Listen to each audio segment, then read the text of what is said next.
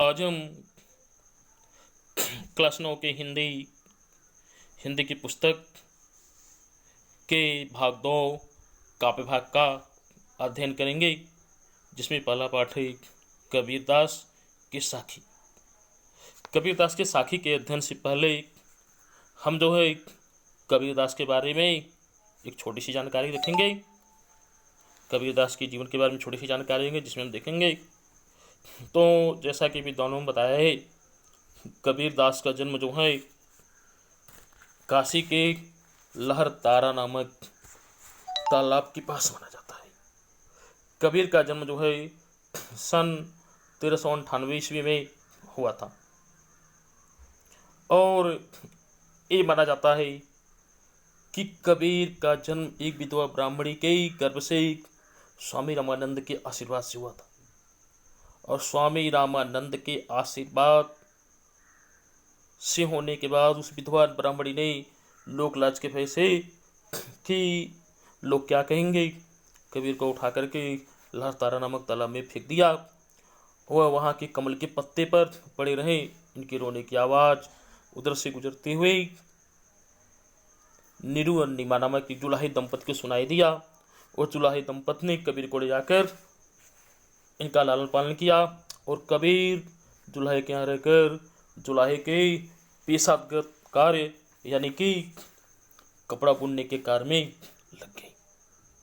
लेकिन इसके साथ ही साथ कबीर ने साधुओं की संगत में रह करके भी उससे संबंधित अनेक बातों को ग्रहण किया और अपने जीवन में उतारा। इस प्रकार कबीर ने पूरे देश की यात्रा किया और देशाटन के माध्यम से कबीर ने हिंदी खड़ी बोली, भोजपुरी, राजस्थानी, पंजाबी, अवधी, ब्रजी हर भाषाओं का ज्ञान किया। इस नाते उनके साहित्य में हर भाषाओं के शब्द मिलते रहते हैं और विद्वानों ने उनकी भाषा को इस नाते पंचमेल खिचड़ी कहा है। कबीर के गुरु रामानंद जी हैं। रामानंद जी ने कबीर को अपना शिष्य बनाया। फिर जो है जैसा कि कबीर ने समाज में प्रचलित अंधविश्वास पर व्यापक प्रहार किया। कबीर ने मूर्ति पूजा, माला फेरना, मस्जिद में चिल्ला करके अजान करना, नमाज करना, इन सबको जो है ढोंग बताया और इसका विरोध किया। कबीर की मृत्यु के बारे में वो कहते हैं कि कबीर की मृत्यु जो है मगहर में, जो कि संत कबीर नगर में पड़ता है, मगहर में हुई थी। कबीर की मृत्यु 120 वर्ष की आयु में हुई थी, यानी कि 1518 ईस्वी में। तो इस तरह से कबीर ने क्या किया, कबीर ने जो रचनाएं की वह उनकी रचनाएं स्वतः स्फुट ढंग से थी और कबीर पढ़े लिखे नहीं थे। फिर भी कबीर ने अपने अनुभव से जो है साधुओं की संगति में रहकर बहुत सी बातें सीखी और कबीर ने उस अपने अनुभवों को जो है काव्य रूप में उतारा। इनके कविताओं को साखी, शबद, रमैनी 3 भागों से जाना जाता है और उन सबको मिलाकर के उनके शिष्य धर्मदास ने बीजक नामक एक ग्रंथ की रचना की। तो हम कबीरदास की साखी, जो कि आपके विषय में है, आपके कोर्स में है, उसका अध्ययन करेंगे। आज हम साखी नंबर 1 से लेकर के साखी नंबर 5 तक का अध्ययन करेंगे और इसके अर्थ को समझेंगे। साखी नंबर 1 है, सतगुरु हमसे रीझ कर एक कहा प्रसंग, बरस्या बादल प्रेम का भीग गया सब अंग। कबीरदास जी कहते हैं कि हमारे सच्चे गुरु ने एक बार हमसे बहुत ही अधिक प्रसन्न होकर के एक अच्छी बात कही।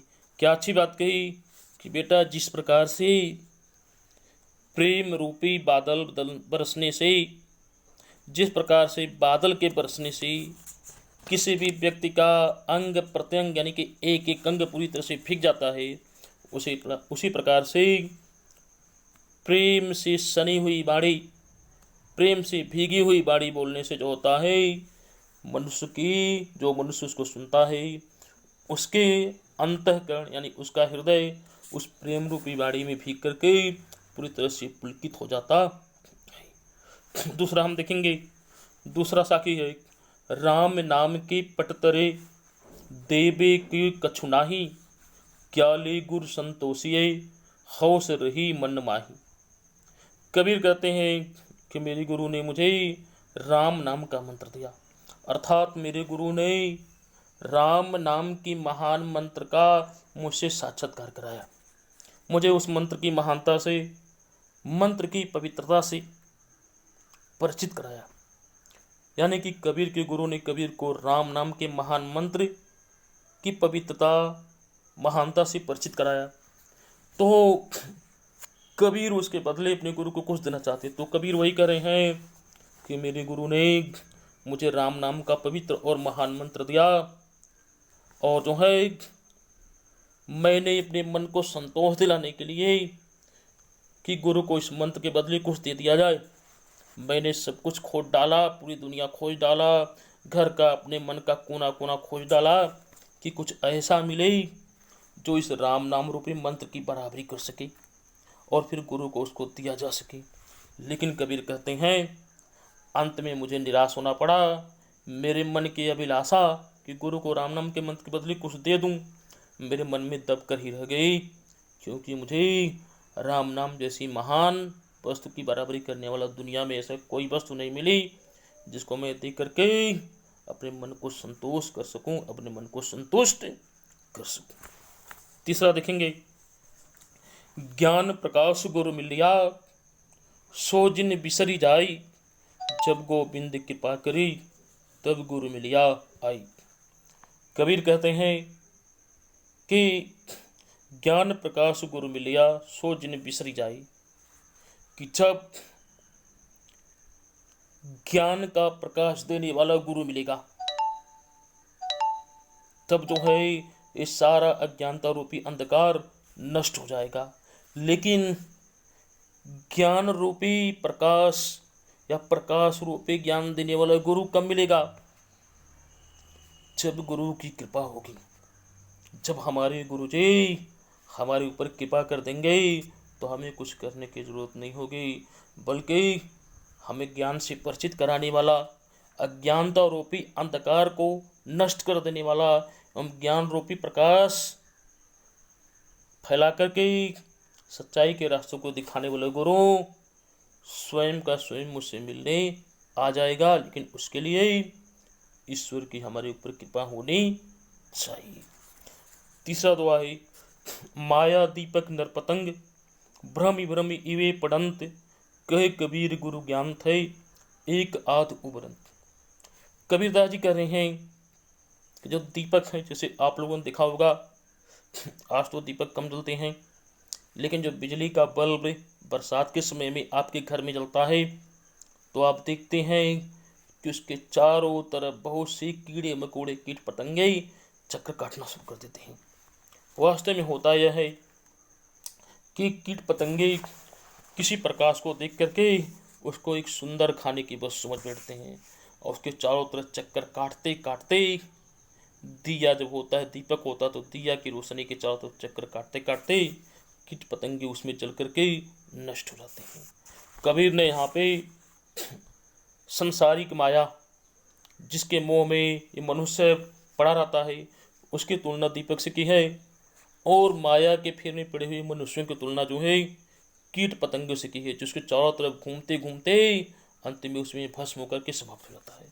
तो कबीर कह रहे हैं कि जो संसारिक माया है, संसार की जो माया है ये क्या है, एक दिए के समान है, और मनुष्य इस माया के चक्कर में पड़ा हुआ कीट या पतंगा है, जो इस भ्रम में पड़ कर गई कि ये कोई सुंदर वस्तु है, ये हमारे हित की है, उसके चारों तरफ चक्कर लगाते लगाते उसमें जल करके भस्म हो जाता है। कबीर कह रहे हैं कि लेकिन इस माया रूपी दीपक से बचने के लिए जरूरी क्या है कि